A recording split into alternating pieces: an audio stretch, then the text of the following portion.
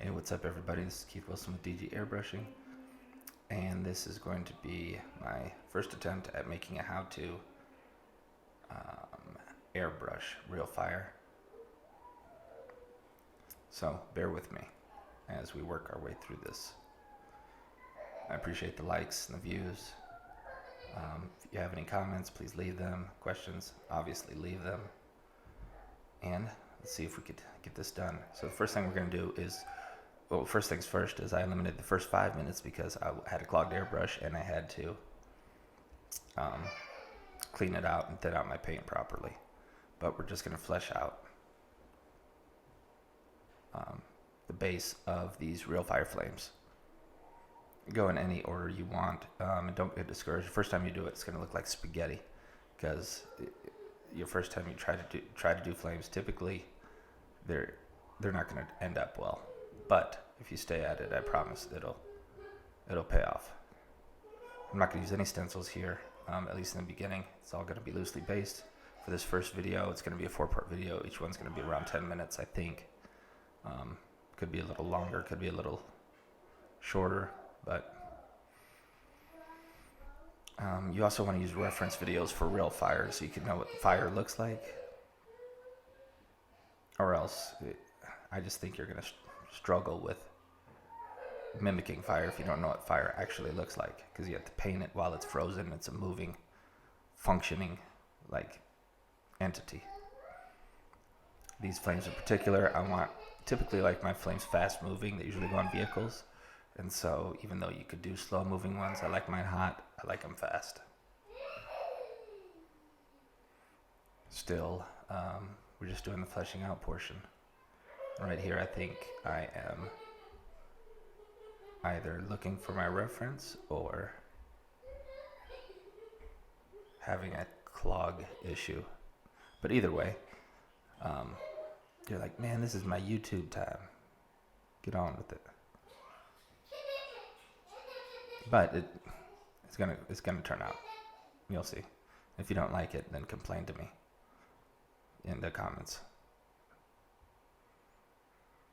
on what I should have done, what I should have done. But here we go. So that's my reference I'm looking at, and I'm not copying it. I'm just using it, like I said, as a reference, so I know what fire looks like. And we're going to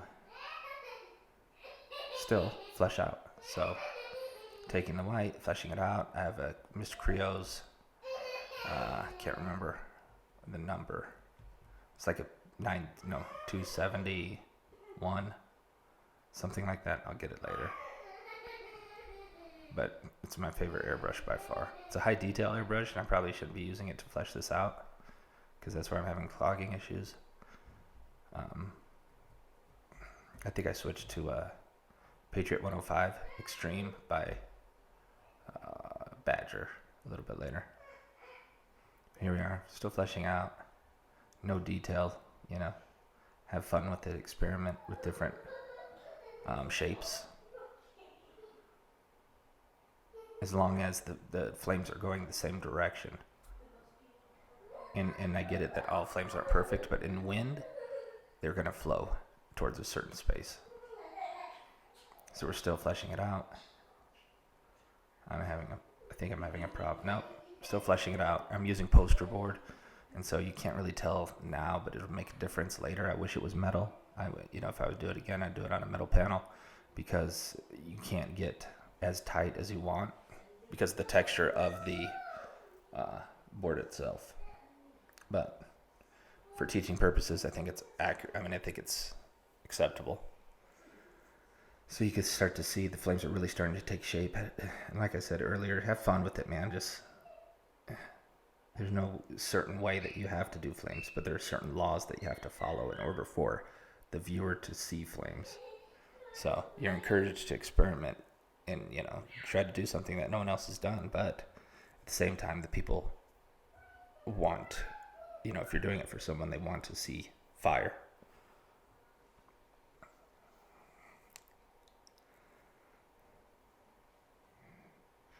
I usually do everything two-handed, but I'm doing it one so you could actually see what I'm doing here.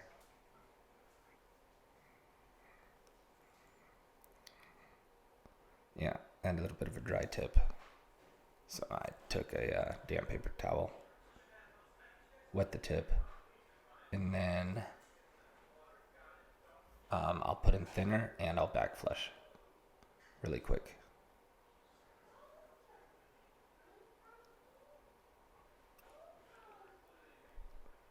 I was thinking about making this an ASMR video, but decided not to. That's a bad joke. But I actually did think about it, so I don't know if that makes it a joke. Okay, so I think I should have it working now.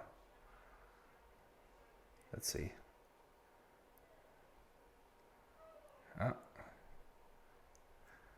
Negatory, Brody. So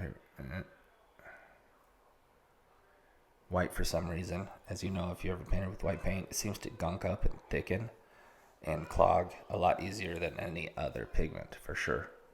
Hands down, the most difficult to work with as far as viscosity or the thickness of the paint. There, I got it going pretty good right here. And like I said, you're starting to see the flames really take shape. If I wasn't doing this on video, I might have already laid a coat of blood red candy paint already down. But I started getting caught up because it was a recording on how the flames looked, if I was being honest. And so that's why I wanted to flesh it out even more. And you could do it either way. There's no harm, no foul. It's just extra work for you at the end.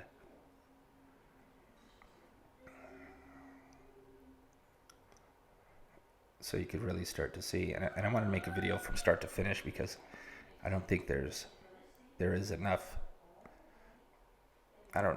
enough quality, I guess, from 0 to 100 as far as making flames. And I just want people to, enjoy art, get better, or maybe you just like to watch, some art being done.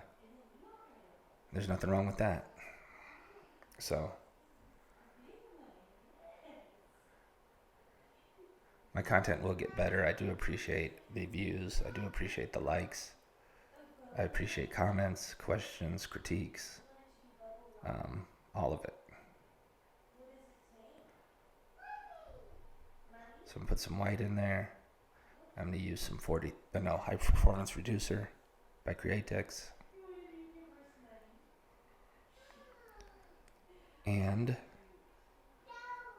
this almost concludes part 1, but subscribe, be on the lookout for part 2, 3, and 4, and wait till you see the end result. I think you'll be